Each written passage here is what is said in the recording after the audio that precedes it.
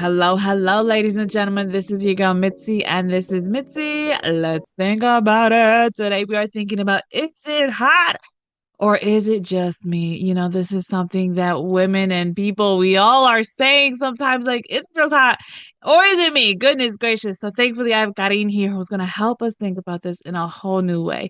So let's just go ahead and dive in. When you hear those words, that phrase, is it hot or is it just me? What does that make you think about? Well, I mean, this is a question I was asking myself in my early 40s. And I would ask myself and pretty much everyone around me, like, is it hot or is it just me? And most of the time, it was just me. And also realizing that I was deep into perimenopause. And what I was experiencing was just hot flashes or night sweats. I'd be in the middle of the night tearing off the sheets and ripping my clothes off. I'd be like, oh my God, it's so hot. And I'd look over, and my husband has like five blankets on top of him. And it's like, I don't know, 60 degrees in our bedroom. So Oh just my starting goodness. to realize like, okay, all of these changes that are happening to me, you start asking your girlfriends first, right? The inner girlfriend medicine circle, like, excuse me. Pardon me. Is it, so I'm just also fighting a flu here. So thanks for being Good. patient with me here. Yeah, And yeah, just kind of realizing, starting to talk to doctors and my gynecologist and realizing like, okay, well, what other symptoms am I having? And comes to find, through the years was getting a little bit of brain fog. Like my mind wasn't as sharp as it used to be. I'd walk into a room and be like, why am I here again? And then the same thing again with like, heart palpitations, anxiety, like all these new kind of weird symptoms. I'd be looking in the mirror and, under fluorescent lights at the gym or like in the airport, I see like, oh my God, am I starting to like, is my hair thinning? So just kind of putting it all together and realizing that I was deep in perimenopause and just kind of started to feel my way around for, is there like a website or a service where I could find products and tools to help me through these symptoms? And there really wasn't one around. So I decided, you know what, I'm going to build it. So that's how hotorjustme.com came about. that's beautiful. You have that go-getter spirit. Like, you know what? If I can't find it, I'm going to be the one to resolve this problem, and it's not going to be a problem anymore. We're going to bring it out to the world so everybody can utilize this tool. Because if I'm looking for it, I know somebody else is. And I love those individuals who have that type of spirit because, goodness gracious, this world, we think we're going through it so much alone, but in reality, we all are experiencing it the same at different times, at different levels, at different parts of whatever you want to fill in the blank. But it's like it is something that is really happening. And I guess when you were going through this stage of your life, how did it really feel? I mean, like you said you were going through the anxieties, you were going through this as a hot, like, but in reality, how was Karine Yeah. feeling? Like what Oh, was really going on in her heart? Like what was really happening? yeah. Well, Mitzi, I mean, you totally nailed it. You crushed it when you say like that feeling of am I alone, right? Like, am I the only one? Is this normal, right? And I think you're confused, you're scared, you're anxious. You think sometimes, is it bigger than this? Unfortunately, doctors don't have a lot of training in menopause, and I think it's only about 3 or 4 hours during their residency that they learn about this topic, and so they're kind of prescribing medicine for these little symptoms. So if I went in, feeling like anxious or like nervous a lot, like feeling like tense, and then it's like, oh, we'll take this antidepressant, or it's like, oh, I'm having trouble sleeping. They're like, we'll take this Xanax, and it's like, dude, this is too much. Let's take a step Yeah. back and really like think about this from like a bigger picture, like and so it's scary to think that you trust your doctor to know about these things, but in reality, you have to become an advocate for your own health. So yeah, definitely like lonely, confusing, scared, all of the feels, right? And then, comes to find out that this is such a universal experience that all women will go through this at some point in their life, and that, we're just now at a point where we can talk about it openly, freely, and out in the world. Yeah, and I think that is important because my mom is currently going through her discovery of menopause, and Ah, I'm telling her like it's okay, don't worry about it. I have tons of women that I actually talk to, and they say it's normal, and I'm like trying to tell her like it's okay, and she's like, no, this is not normal. I'm hot, I'm cold, I'm a hot mess, I'm emotional, I'm tired, ah. I'm exhausted, but I have energy, but then it's gone, and then it's like, what do I do with myself? And I just lay there, just like, oh. And I'm just like, I'm sorry. Like, I don't even, I can't even touch her because she doesn't want to be touched sometimes. So it's like, I have the I, funniest story for that. So oh, I'm tell me, Cuban. go I ahead. grew, I grew up like, child of immigrants. We had like no money, and this is in Miami. It's like 100 degrees all the time, right? And my mom, of course, she's like a single mom trying to save money, and we'd be like, "Mommy, please turn on the AC." And she's like, "No, that costs money, Mija. You have to put on the fan." And it's like, oh, Yeah. but it's like, and so we were dying growing up. Like it was always just so hot. And then I remember there was this a very specific time in life where she would crank the AC. Like just like I don't care. She's just like freezing us. And so it was just so funny that yeah, that was just something that she didn't even know she was going through. And it's something that at that time, this was like whatever the 80s, people weren't talking about perimenopause. It wasn't like a word that we knew. And as a Yeah. culture, we celebrate like coming of age when we hit puberty, we celebrate our kids, like you're becoming a man, you're becoming a woman. But there's Yeah. like no celebration or no talk even about like this amazing transformational journey that's happening, almost like a second puberty. With really Yeah. similar common issues that, we can relate to our kids in a different way. That is a beautiful way to put it, a second puberty. You know what I mean? Because if you think about it, the first puberty is like your body's modifying. And then the second time around, your body's modifying again. So why can't we use that word? Like, I don't know, but I like that and I'm gonna Yeah. take it. You know what I I mean? was Like, I'm gonna take it because that is really interesting because so all of us women were bound to face that wall. You know what I mean? We're bound to cross that walk. We're going to face it. And it's just, why is it so difficult? And I think it's like what you said earlier, because when you go to the doctor, they diagnose you for all the symptoms that comes with it, but it's not just like one big pill like, well, you're just on menopause. You're in that menopausing phase, so just deal with it. It's growing pains. Imagine a doctor just telling you no, because that would be insympathetic. You know what I mean? That would be kind of Yeah. rude. Especially if Yeah. you go to the doctor like, oh, well, you're just going through menopause here. They're gonna just be like, well, you have this, you have this, you have this. Here's a pill, here's a pill, here's a pill. And enjoy all of the side effects that comes along with it. And it just puts you in this like state of mind. It's like, I don't even want to touch those pills because that's where my mom is. She's like, I don't even want to touch anything. I'm Yeah. gonna just try to figure this out the natural way. So I have to ask you. I looked through your website and it's amazing what you have. But for those who are listening who are not sure, why did you create your website and what's really on it for people to really invite themselves in and relate? Because come on, we're going through this together. Yeah. Yeah. So basically what I did was I took a step back and I did a bunch of research on what are the top 10 symptoms of perimenopause and menopause. And Yeah. so for perimenopause, there's irregular periods. You might have them like different times. They might become monsoons. You might be getting hot flashes and night sweats. You might be dealing with insomnia and fatigue. You might have hair and skin changes in this time. You might have brain fog, just concentration issues.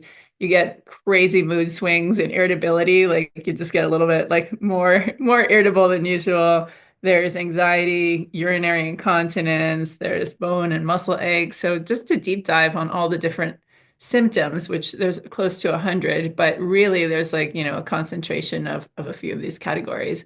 And then, from there I said like, well, what are the tools in each one? So for example, in hot flashes and night sweats, like what is the bedding that you lay on? So we have cooling sheets, we have temperature regulating pillowcases. So the fabric helps to regulate some of the temperature as you get hot. Sleepwear, everything from like your nightgowns, the fabrics that you're wearing to sleep in.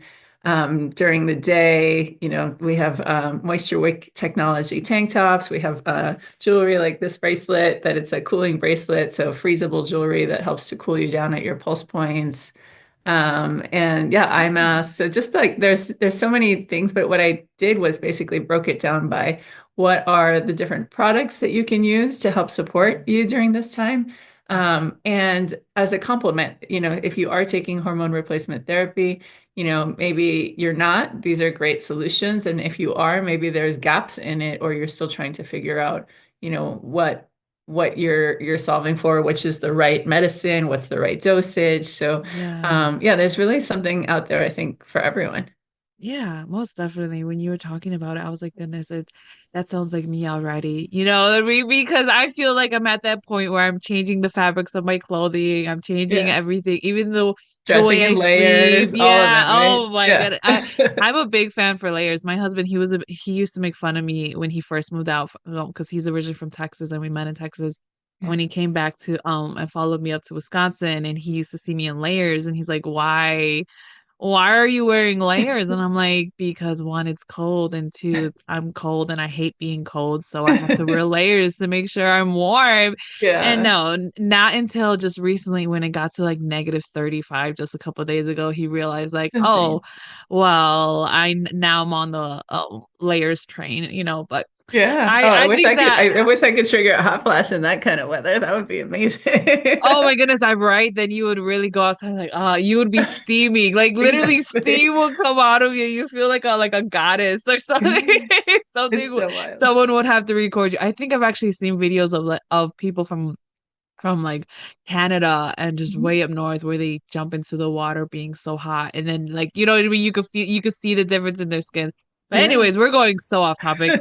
Let's bring us back on. So I have to ask you, what is something that you appreciate now in this stage of your life? Oh, wow. I think it's just the journey, right? There was a quote that it's a privilege to get older. Not everyone gets to get older. And I thought like, oh, that's beautiful. Like so there's, people that die young or that they have health issues. And so just being grateful and being in a state of gratitude for this journey that I've had, the experiences that I've had good or bad, going through a divorce and, eventually finding love again and being remarried. I have three children that are just the light of my life. I've been fortunate in business and my career. And so, just finding positivity and joy for this journey and just living in a state of gratitude and even for the bad moments too, right? Because those are teaching moments. They really, they shape who you are and your philosophy on life. So just to kind of take it all together and to realize that aging is a privilege. Yeah, exactly. I think I've seen that quote too, and I love that quote, and I go by that because getting old is such the goal that we don't even realize that. Like when you put it all into perspective, about just dying young, diseases, car crashes, accidents. I mean, come on, the coronavirus just made it real for anybody can drop in the dime.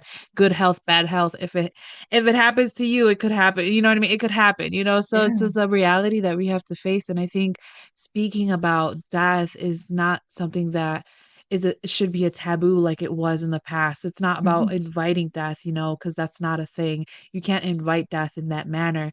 It's about respecting death. You know what I Yeah. mean? And I think people don't respect death because if you respected death, then you would respect your life and you would value your life and you would have the gratitude like you have and you'd have the understanding that, things are just going to come. You got to appreciate the battles.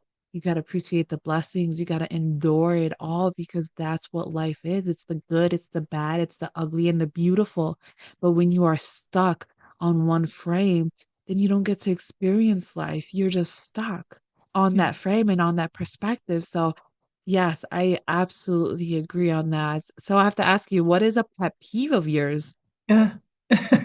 A pet peeve. Oh gosh. It's funny. Hmm. As you were saying, what you talked about the also what struck me was about our vessels, right? Like the bodies that we carry through this journey of like taking good care of them. Yeah, in terms of pet peeves, I don't know that I've been like triggered by anything lately, which is funny because my name is Cutting and like, there's always that expression of being a Karen. And, Yeah. up until, whatever it was 5 years ago, being a Karen wasn't an issue. And now suddenly it's like, okay, can't be a Karen. But yeah, I think it's like, even that, right? Like this criticism for people standing up for themselves or like just like, speaking their voice maybe, right? So it's like maybe like that the pet peeve I have is when people are Karening someone else, a Karen. Yeah, yes, Yeah. it was. Oh my goodness. To add on to that, it's so funny because in my my little hometown, I drove past the church and I read on the little thing Karen's congregation, and I was just like, Mom, what is this Karen's congregation? Are they all praying? May I see your manager? Can I see the director? You know what I mean? What are they talking about? You know what I mean? Like I'm over here trying to figure this out, but that's what people think of it. So yes, that's a great pet peeve because if my name was close to it, it would be one. But people confuse my name with Michelle. And my Really? name, yes, because my name's Mitziel. Yeah. And for some reason, even Spanish people, oh my goodness, Uh, all my life, they'll be like, Michelle, Michelle. Like, no, it's not yeah. Michelle. There's no CH, none of No. that. No. So, yes, that's one of my pet peeves. To be honest, I have a lot of pet peeves. I think I have a pet peeve every time, a new pet peeve I What's your realize biggest every one? time. What's your big pet peeve right now? Right now, I think. Oh, that's a hard one. Oh, that's a thinker. Way to make me think about it. Because I've been kind of working on things. I guess one of my pet peeve is like not not not finishing things that you started. You know what I mean? Oh, yeah. Because one of my thing is I used to always have that issue where I'll start something and then jump to another thing and jump to another thing. So now I'm learning to have that as my pet peeve. Like I have to have it bother me to the point where I have to do something about it. You know what I mean? Like I have to like flip the script on myself Yeah. because I feel like I have to retrain my mind and Yeah. And that's like yeah. trick it in that manner so that I can actually get things done. Because yeah, I was one of those individuals that start a project because I have a great idea at the moment and then just drop it and then go on to the next. Like those that irks my soul now. So yes, that's one of my biggest pet peeve, I believe. So I guess to get back on topic, and start wrapping up the show, what can be some lasting words to keep us thinking? I think a big one is to know that you're not alone. Not just in a community of women, but like as I mentioned, if you have, teenage or, preteen children, they're dealing with something really similar, and you can relate on a really human level of like knowing what it's like to cry for no reason, or, Yeah. feeling uncomfortable in your body, and like being able to have just a shared sense of vocabulary around it. And then also with your partner, I think a lot of women don't realize that men go through a version of this called andropause. And it's basically a decline in testosterone as they age. And, similar, they'll have weight gain, bone loss, insomnia, night sweats, headaches, depression, mood swings, like all of these things, in addition to, hair loss, little like pudge in the belly. They might have some kind of mild or moderate erectile dysfunction. So there's all kinds of issues that men deal with as well when they're aging.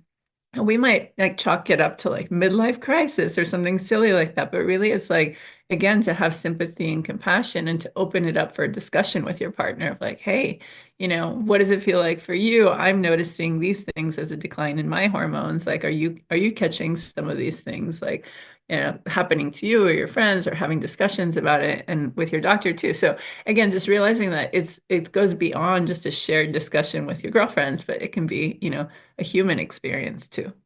Absolutely. To be honest, you just blew my mind with what you just said there because I never thought about men going through a type of menopause before. But if you really think about it, you know what I mean? If you really allow yourself to think about it in the stages of puberty, if young boys go through puberty, then why can't men Yeah.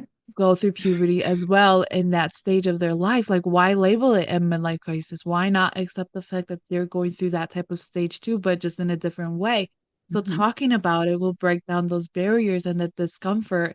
And yeah, buying products that you sell on your website would be a great way. Like, okay, honey, we're gonna have to get these cool sheets because we ain't We're not going shopping sweating together. tonight. You know what I mean? Like, we ain't gonna be sweating buddies tonight. No, no.